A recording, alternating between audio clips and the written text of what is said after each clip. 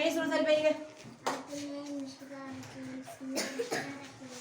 ليقتل الذين كفروا من أهل الكتاب والمشركين من ذكر حتى تأتيهم البينة رسول من الله يتلو صحفا مطهرة فيها كتب قيمة للذين كفروا وما تفرقوا الذين أوتوا الكتاب إلا من بعد ما جاءتهم البينة وما أمروا إلا ليعبدوا الله مخلصين له الدين حنفاء ويقيمون الصلاة ويأتون الزكاة وذلك دين القيمة. صدق الله العظيم. سمعي سورة القدر.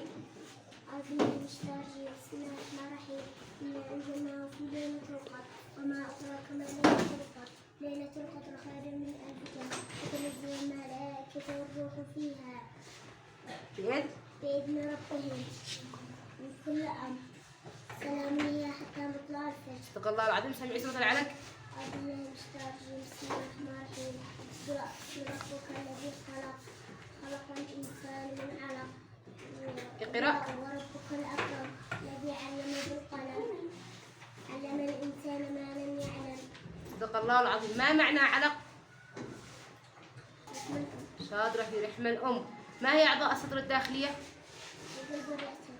ما هي وظيفة القلب؟ يقدم الأجزاء غذاء الجسم. كم معنى رئات؟ 200. ما هي؟ اليسرى واليمنى. اليسرى واليمنى. ما هي أعضاء البطن؟ المعدة ولا معه؟ المعدة. ولا معه؟ ما وظيفة المعدة؟ تهضم الطعام. تهضم الطعام. ما هي أعضاء الظهر؟ العمود الفقري. أي شو وظيفته؟ ساعدنا على الحركة والاستقامة. كم خصائص الحيوانات؟ 5. أي شن؟ الغذاء والتحرك والحركة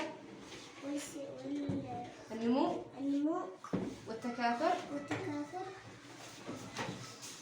والهواء والتنفس. تصفيق الرماء.